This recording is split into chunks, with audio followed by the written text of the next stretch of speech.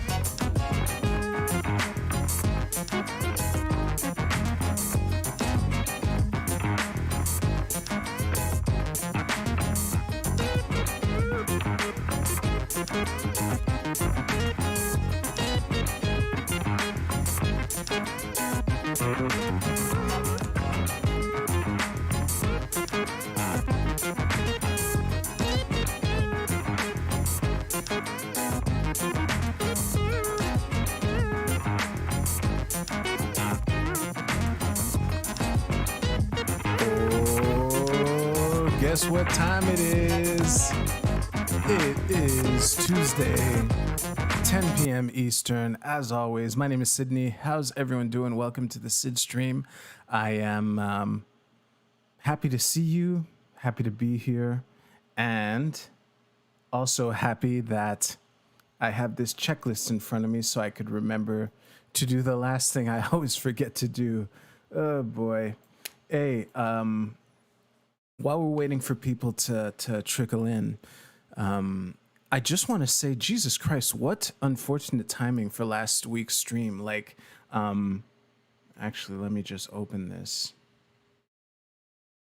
So last week, as those of you who were here, because for those of you who were here, y'all saw me record this segment on OnlyFans, and literally, hours later, like Wednesday morning, I learned that, whoops, I need to remove the stinger. But yeah, the next day, OnlyFans fucking goes back on it.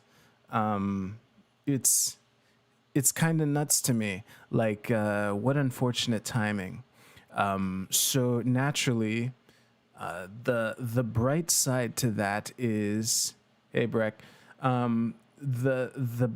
the bright side to this is that I don't have that much editing to do, but that might not necessarily be the case because I think that the rant that I went on alt tech and why it tends to suck is valid. So I might find a way to save it. And hey, Darth Shady, I might find a way to save it and post the useful bits anyway. Another thing that I want to mention real quick before we get started here, I only have one real topic. The other thing is kind of me bitching bitching to y'all and hoping that there is value created. I'll elaborate on that in a second. But before we go, I would like to take a quick look at the crypto charts, because why isn't this doing what I want it to do? Now it is. Okay. Let me just go on trading view now, because there's something that I was looking at which I found interesting, and I don't know if it means anything or not, but I just wanted to point it out. Yes, my drawings are loading. Also, in another sense, I already have my answer because I had noticed this a while ago. So let's look at this chart. This is Ethereum in US dollars. And as the regular viewers of this stream know, I'm a fan of GAN analysis, explaining what it is. Hey, Brad, glad you could make it. So yeah, explaining what GAN analysis is kind of beyond out of scope now. However, there was one trend that I had noticed, particularly on Ethereum, over the last couple. Wait, what date is this? Come on. Great. Let me just refresh. Hopefully that helps it. I zoomed in with the mouse pad and now it's acting weird when I try to zoom out, and it's still behaving the same way. For crying out loud. All right, let's I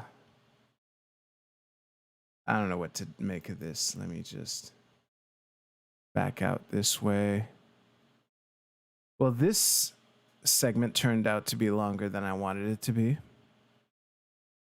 It's not even a segment really, but let's rejoin. There we go. So like I was saying, and I'll use the mouse wheel from now on. I learned my lesson. Yeah, I had noticed this trend since August 7th, which was a couple weeks ago. So Ethereum in particular, Bitcoin has been behaving differently. But I'd noticed how Ethereum was trading sideways between these two lines. So, you know, about 3,000 and about 3,350 roughly. And I was wondering when it would finally break one way or another.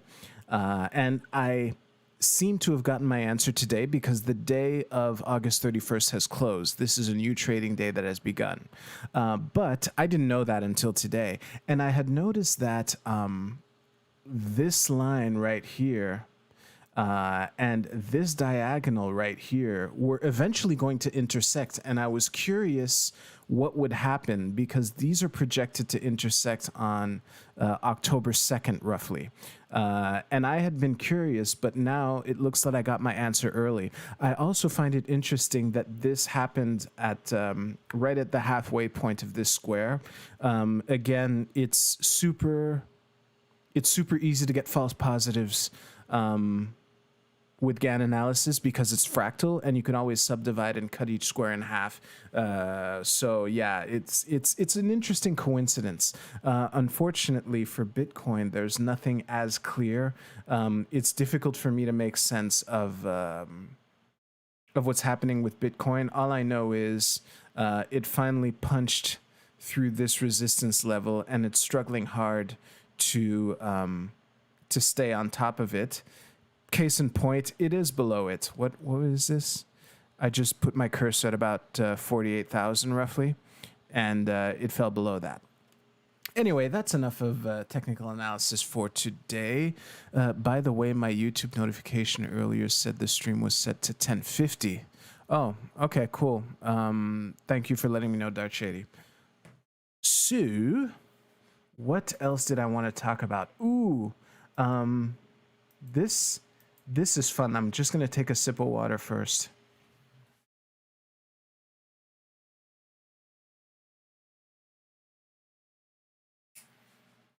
So I finally got around to start watching the series What If, and it is, I'm not sure what took me so long. Like, it's not as if it's a groundbreaking series or anything, but I was excited and happy when they announced that they were going to do What If, which is a Marvel series. For those of you who aren't in the know, I have a very special relationship with the What If series. As a matter of fact, and I broke out my comic book collection. Very unimpressive, but you'll see. Some of the first comics that I ever bought were What If. As a matter of fact, this What If in particular, this might be the first comic book I ever bought.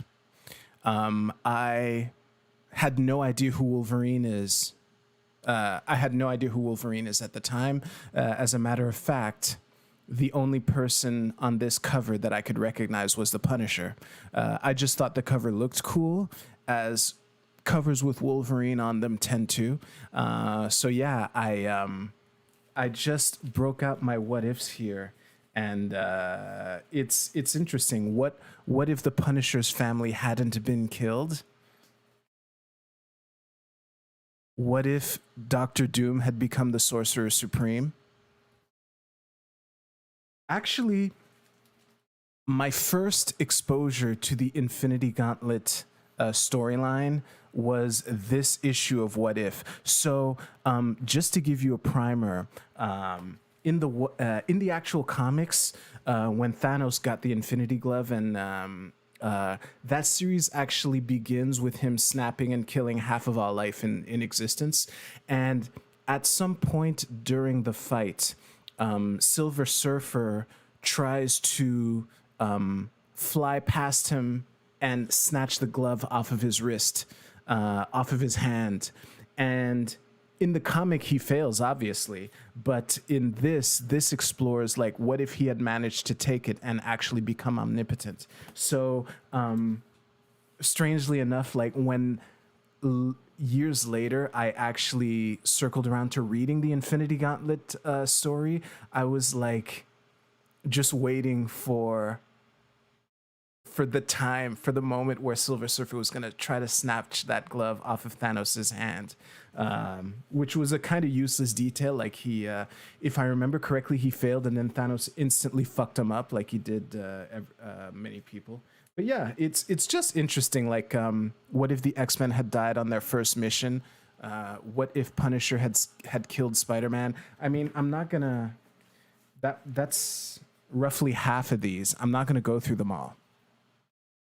But my point is, I had a very special relationship with the What If series back when I was collecting physical comic books. I would say the only thing that bugs me, and this is a cosmetic thing, for reasons that I will eventually take the time to explain. All the Marvel content that's set in the MCU, there's a background feeling of irritation with me when I consume that, that I've kind of come to terms with. And I say this as someone who enjoys a lot of their movies and a lot of their content. But so beyond this background irritation, something that bugged me with the What If series is that they made the Watcher look like Infinity. Like, just to give you an idea, this is the Watcher here. This is the guy who explores, like, the different possibilities in the multiverse. Whereas in the What If series, he looks like this. It bugs me that the Watcher looks like Eternity. To just give you an example, Eternity is Marvel Universe's embodiment of the universe. It's weird to explain, but Eternity has been in many of these stories, including the Infinity Gauntlet that I alluded to earlier. So this is Eternity, and this is the Watcher, or at least how I envisioned him. So seeing him being represented like this is, it's really a nothing thing to be annoyed by. Like, it doesn't take me out of the series or anything, but it's just this tiny little thing that adds to the general minor irritation that I get with MCU content in general. So, but besides that, the 3 episodes that I've seen were really interesting. That's what I love about What If. It's an occasion to take canonical stories and just explore these made up stories even more. You're doing made up variations of your made up stories, and I like it. It's really cool. Moving on, actually, I think that's it for the warm up. So let me just grab a sip of water. I don't even have anything. I don't have much of anything planned for this. Again, this is kind of just me ranting, but I just wanted to vent, really. I hope y'all find this interesting. Give me a sec.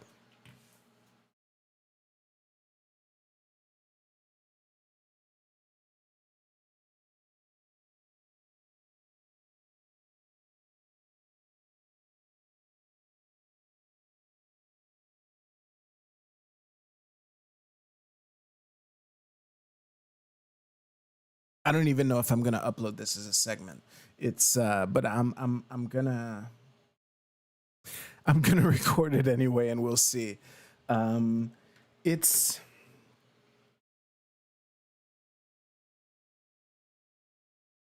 I'm having a bit of a first world, terminally online kind of existential crisis, so to speak. The I can't think of a more accurate way to word it. It's really not that dramatic, but the key thing is I've been contemplating the question of what am I doing on this stream.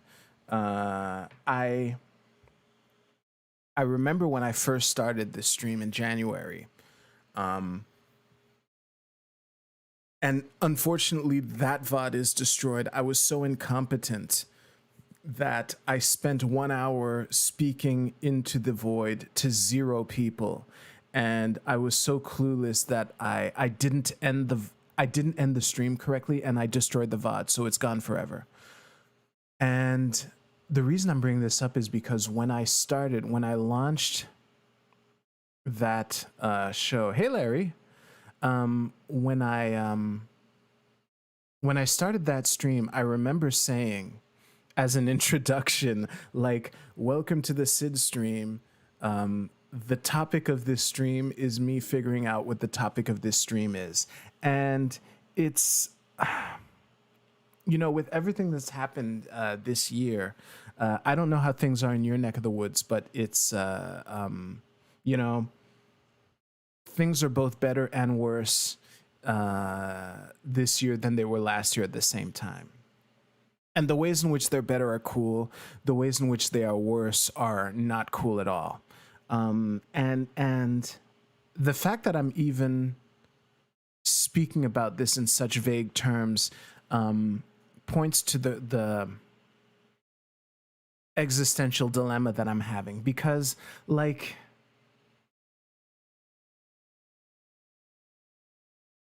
the thing that I want to talk about the most on this stream would put my channel at risk if I did, which is why I'm just not even saying it. If someone tries to troll me on the chat by guessing, I'm not going to read it out loud. The type of stuff that has come to a head over the last year is this algorithmic surveillance, which is what has contributed to this kind of self-censorship that I'm doing right now in real time.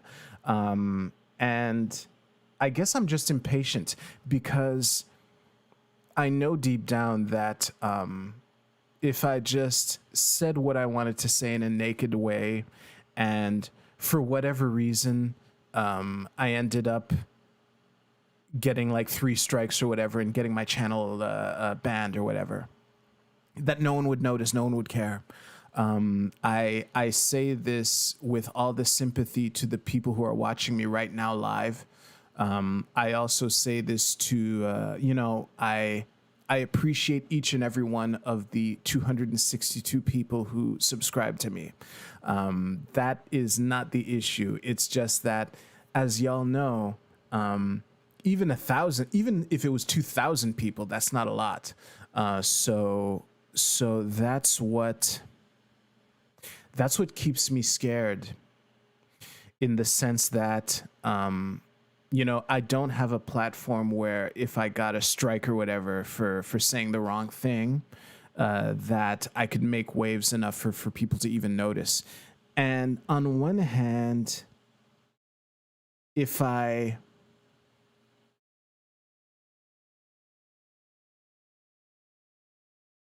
got canceled, or not canceled in the Twitter sense, but actually like my channel banned or whatever, which is a worst case scenario. But if that happened, then all of this is for nothing, right?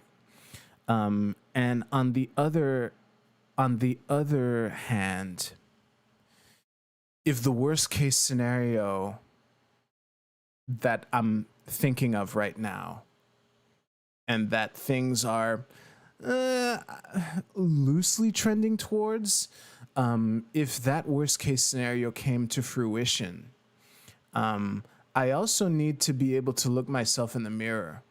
If the world ended, let's just pretend it's climate change, okay? Let's pretend that climate change was the big issue that I'm afraid to talk about in a naked way. So if like the water levels rose and all the coastal cities in the world were submerged, and somehow Montreal, which is at the bottom of a valley and totally subject to this, survived, and how would I look at myself in the mirror, having spent all that time talking about comics and shit like that, So it's difficult. And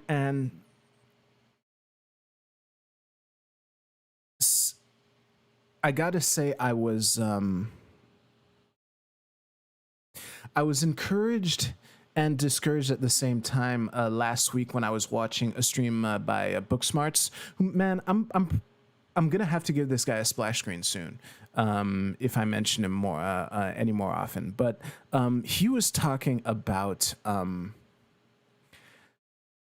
how streamers produce content, and I'm a streamer now, right? And one thing that he said was, no matter what the topic is, you have to figure out how to apply your brand to that topic. And people who will want to see, if that topic is popular, there's value in just figuring out how to apply your brand to that topic so that people can discover you that way. Now, unfortunately, the problem with that is I don't have a clear idea of what my brand is yet. Which can lead to feelings of impatience, like I've been feeling last week. So, yeah, it's something that I wanted to get off my chest in front of y'all, and I appreciate the people who are here live watching. If you're watching this after the fact, I would like you to know, like, if you answered now, you can answer now too, and I'll read it eventually. But like, what do you come to me for? What do you enjoy about what I do? Because we are a long ways away from the the 20 hours that it would take for me to consider myself competent. We're a long ways there. And if I'm stumbling around, talking about comics, which I enjoy and which I will continue to do, if everything went well, I would become competent and also have a clear idea of what people like about what I do. And I think that an advantage that I have in the meantime is that, and I keep saying this, but my willingness to do a shitty job at things in public has really been a superpower for me, and that's the one edge that I have, that I can just keep trucking along. I started this stream in my kitchen with a webcam and talking into this headset, that I eventually, got a decent mic, and for a bunch of different reasons, including getting rid of the pain of setting up this stream from scratch every week, to actually clear out this room and have a permanent studio. Had I waited, I would be this much further back in the countdown to competency. So yeah, I appreciate I appreciate the comments that I'm getting now, and hopefully by November, because if I did the math right, this timer will reach 0 at the beginning of November. So we have a bit of time left before that happens. Yeah, I'm not really sure where I was going with this, but I just wanted to get this off my chest. One thing that I know is, every now and then when a topic that is perfect for me falls into my lap, I'm happy to have this platform to talk about it on. Actually, the other topic that we're going to talk about tonight is so much that, like, y'all have no idea. You will, though. So yeah, I guess I don't have that much more to add. In case I actually end up uploading this, I will thank you for watching. And, if you don't know why you enjoy what I do and you're still watching this for some reason, do me a favor and just click here to watch the next video, okay? I'll see you soon. Oh, boy. Well, that happened. What time is it? It's 10:24. I'm probably not going to play Stardew Valley tonight. With June being born and Penny's birthday having happened, my urge to play it on stream has gone down. And given what time it is, I might just end the stream a little early if the real topic that I'm about to cover actually takes up, less than 35 minutes. Let me just read this anyway. I enjoy hearing your point of view and thoughts on the things you discuss. Yeah, thank you. Brad, I enjoy your sexy face too. That's all I'll say about that. So thank you for essentially telling me that you like me. Hey, I'll take it. It's yeah. If that sounded disingenuous and unappreciative, that's not my intention. That's all I'll say about that. All right, let's prepare the real segment of tonight. Jesus Christ, I can't wait to talk about it, even though this has nothing to do with anything, and it's kind of going to be one of those random things, because I doubt that this topic will ever become like a theme on this channel, but it's too interesting for me not to cover it.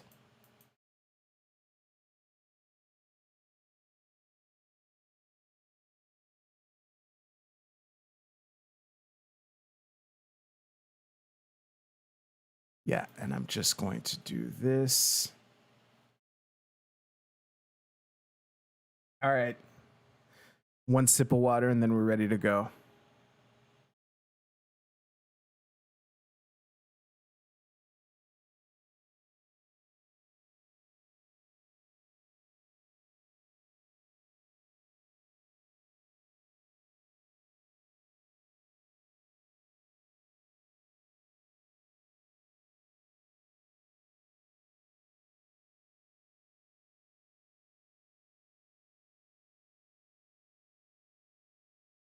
There we go. I'm not muted anymore. Hit record.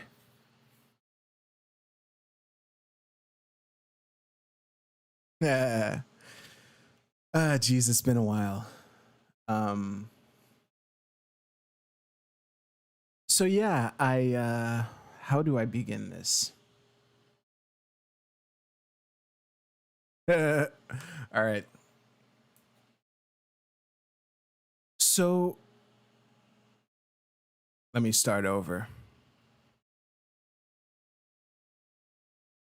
So we've all seen the CSI meme. For those of you who haven't, here it is. Obviously, playing footage would be counterproductive, but we've all seen this. So the famous scene of, oh, zoom in on that license plate. Whoops. Zoom in on that license plate, and then they zoom in and enhance it. Ooh, got him.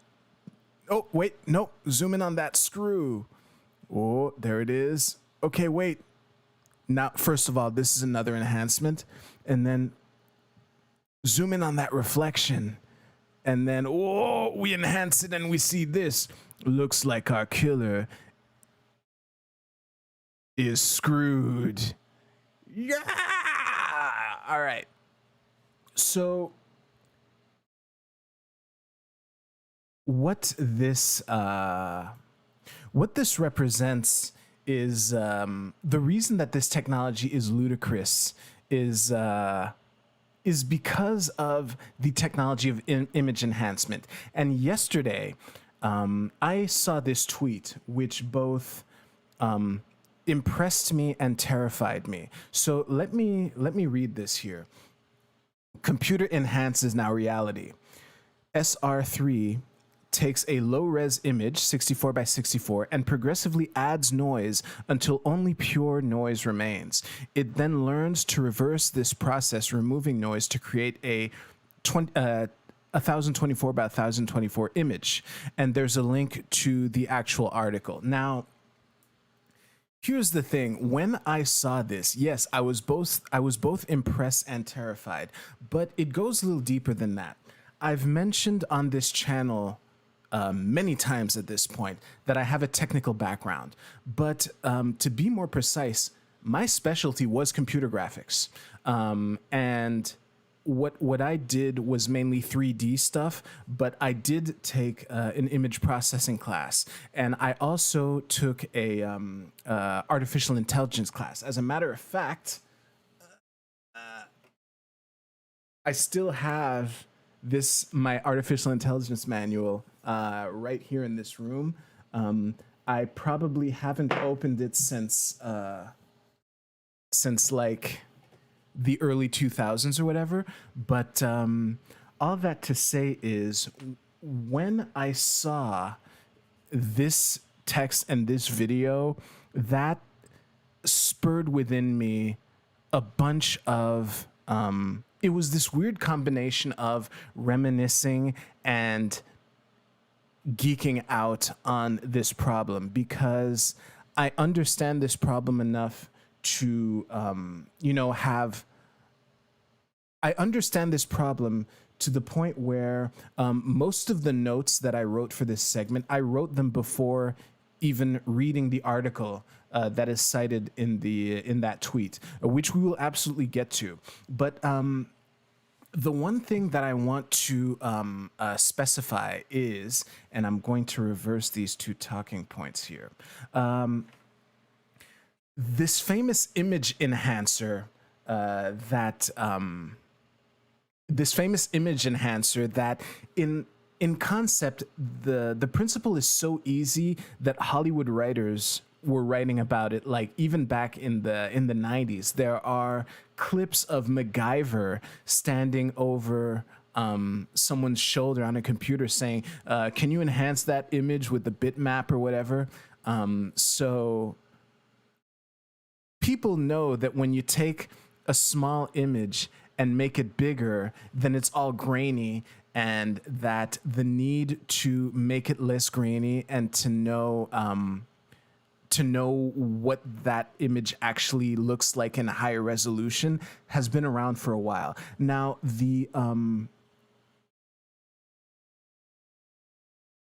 yeah, in Blade Runner 2, Larry, I'm sure there's an example of that. Again, the concept is really simple. So and I've only learned of this word. I only knew about this word yesterday.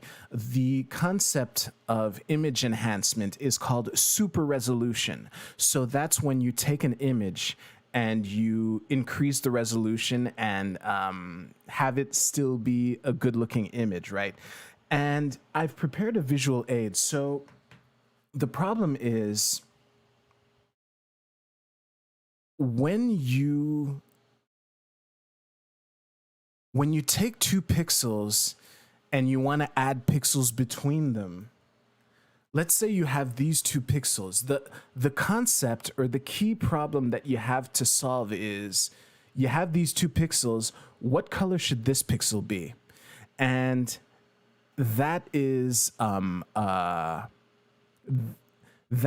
question that happens at the pixel level, which is why when I let me just go back to the tweet here.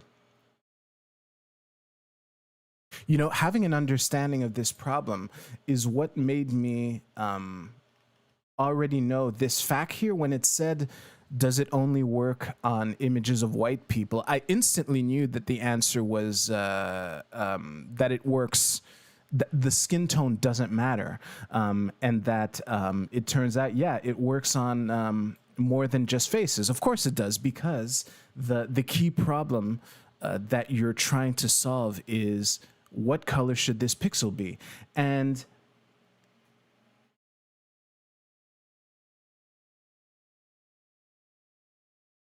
the thing is, now that actually, let me just go back to this image. So when I saw this video here, why is it not playing? There it is. When I saw this video, I was like, holy shit, this is really cool. And algorithms like this are just going to get better and better over time. And it is interesting to consider the legal implications. I think that there will come a time where images that are reconstructed like this will be acceptable in court, if that's not already the case. And actually, let me just vet that there's no like thing here.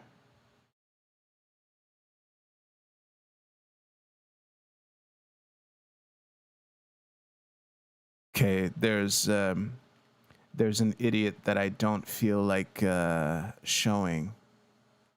I remember seeing a comment here.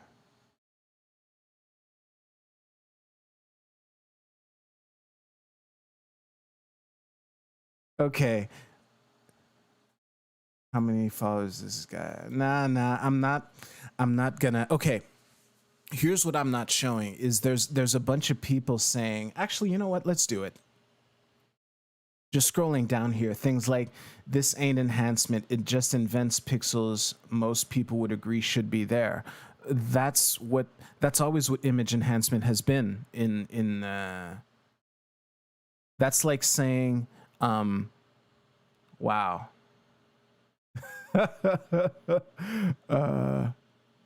Pixel Inventor moves less licenses than Picture Enhancer. No, but the writers in Hollywood back then didn't understand what the problem was, which is why enhancing the picture is how they described it. But they're talking about the same thing. It's like saying, I'm having a hard time coming up with an example. It's like saying, that's not a car. It's a 4-wheeled motor vehicle that typically weighs less than whatever weight and houses 4 or 5 passengers, including the driver. It's like, yeah, that's what most people would agree that a car is. So yeah, wait. Saying color correction doesn't correct color, but changes it. Yeah, exactly. Like, it's just a term that you're using to convey the problem that you're trying to solve, which is what color should this pixel be? And it's interesting that people were asking about if it only works on white faces, because the thing to keep in mind is this facial recognition is a completely different problem. Facial recognition would happen after you have a good image to give it. And yeah, especially at first, I'm sure it's less true today. I'm sure that the data sets that people were training these algorithms with didn't have enough black faces, and we're having more trouble with people with skin whose skin looks like mine. Again, like, what color should this pixel be doesn't change anything as far as, like, what color should this pixel be is independent of what color these two pixels are. So yeah, the problem remains the same. If you can solve it for two given colors, you can solve it for any two given colors. It's not exactly solved, but that video, let me put it back on screen again. This is fucking impressive. It's fucking impressive and it's ingenious. As a matter of fact, let me just see here. As I was musing around, considering this problem, I sketched it out just to give you an idea, like how this really took me back to the old days. Where is it? Here.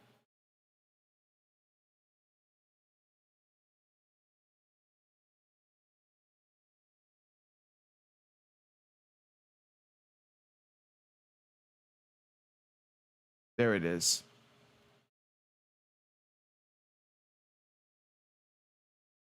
Yeah. Okay, it's a little... I drew this small, so yeah, this is like me, like the bottom here is black and the top is white, and I was just visualizing the problem that you're solving, where you take what is this picture here, my cursor is hard to see, and then you add noise, and then you try to guess like what all the intermediate pixels would look like, and things like that. This is really fascinating. Where was I going to go from here? Because there was... Oh, yeah. So another thing to consider when you're taking actual pictures of things is that, for the most part, most things that you take a picture of are relatively smooth surfaces with hard edges around them. So the struggle, the challenge becomes determining what is a hard edge and how hard is this edge. And once you've found all the edges, you can go about smoothing out whatever is contained within it. And in thinking of this, I realized that a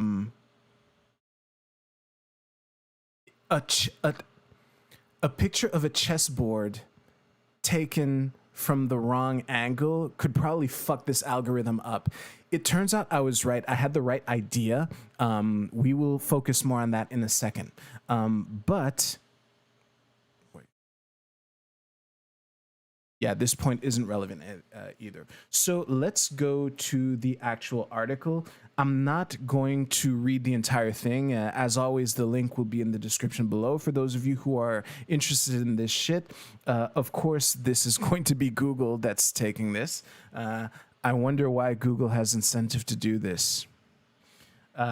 So, continuing, actually, I'm just going to read the one excerpt here, which I was fucking blown away by.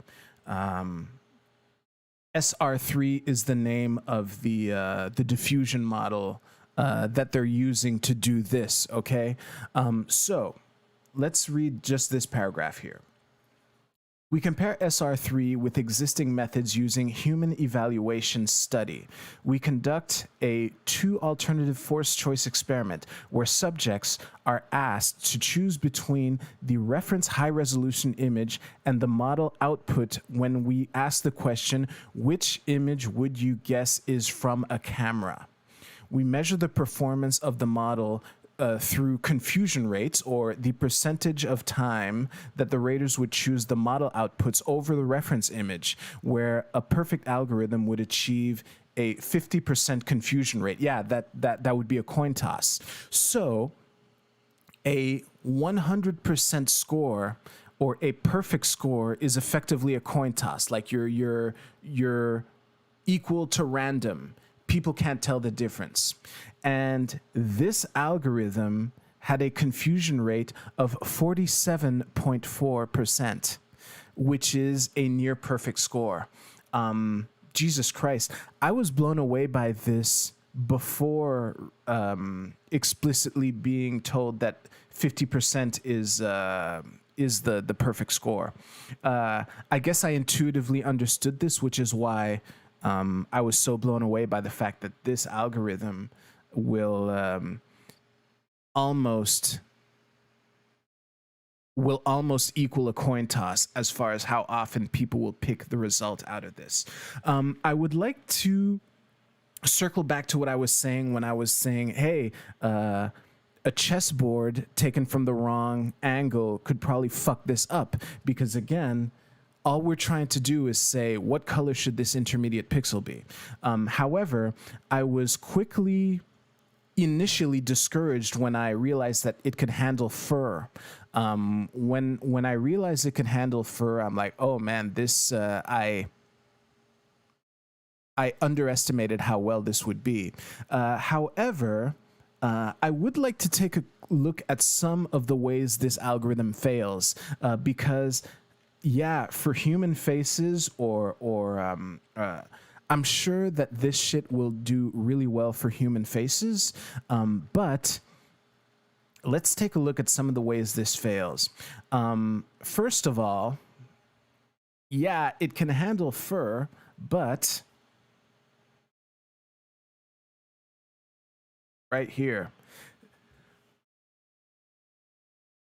a tree in front of another tree will fuck the algorithm up. If you look at this blue space here, it can't tell what is supposed to be tree, what is supposed to be sky, and that's why you have this weird looking patch here. A similar thing is trees through glass, which is why the trees look fucked up on the other side of this car glass.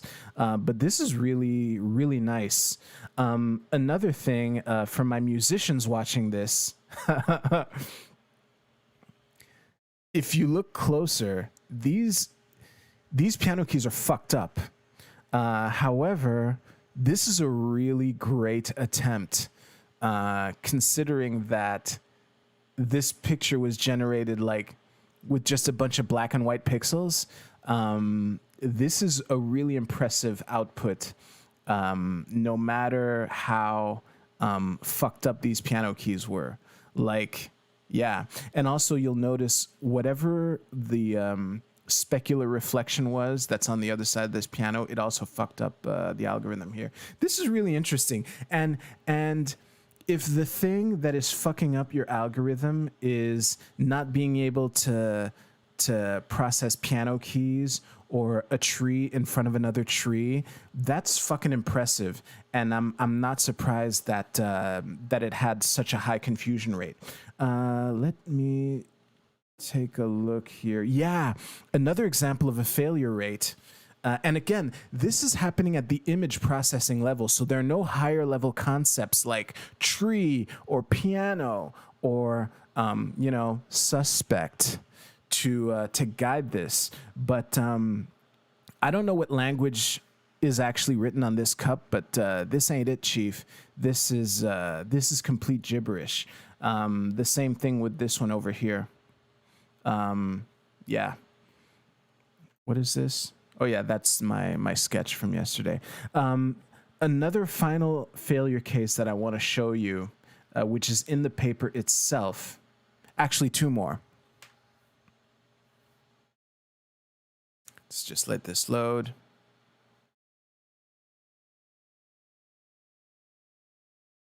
Yeah, right here. Not the elephant. This picture here, this is probably two go-karts that got blended together because of all the red here. So yeah, that's another really fascinating example of the kind of thing that this algorithm can't handle. Whoops, fuck. Let me just do it like that.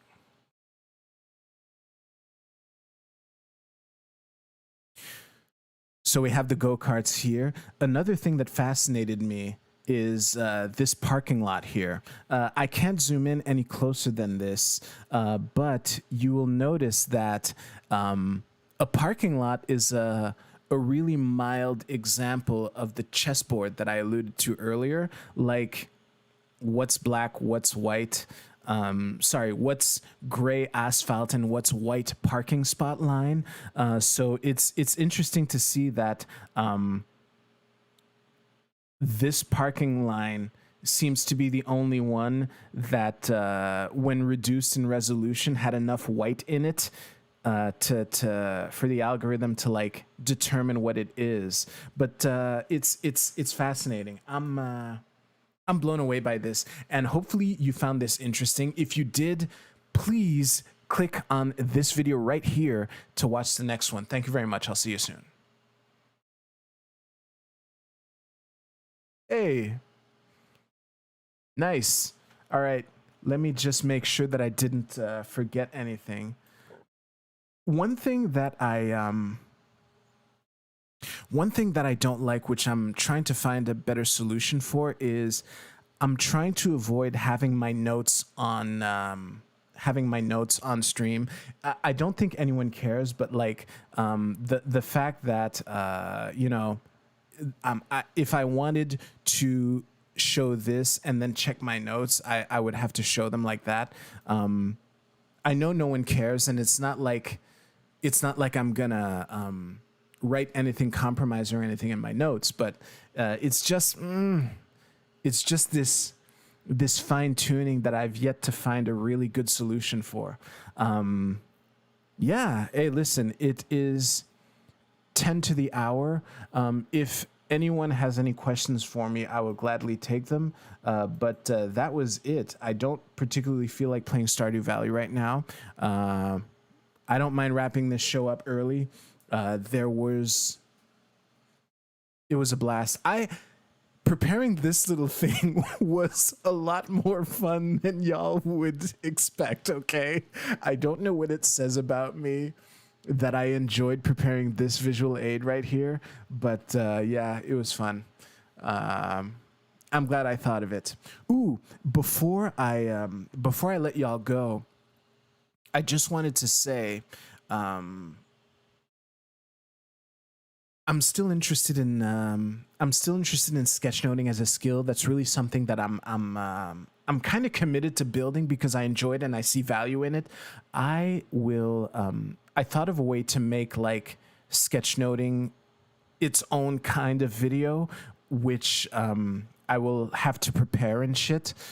So I probably, if I want to explain things on stream, I'm probably going to go the route of having like one image, like the Scott Adams levels of awareness thing.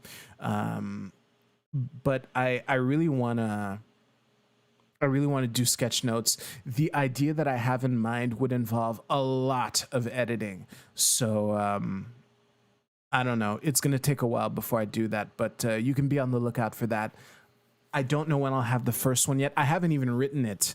All I know is what it will be about. So yeah, it's going to be interesting. I haven't written it yet, so I don't know how I'm going to illustrate it. It's going to be a blast. All right. I've just said it's going to be interesting 3 times in a row. I think that's enough. Thank you very much for the 3 of you who were here almost the entire time. I appreciate this so much. I do this every week. Y'all know where to find me. Thank you very much. I'll see you soon.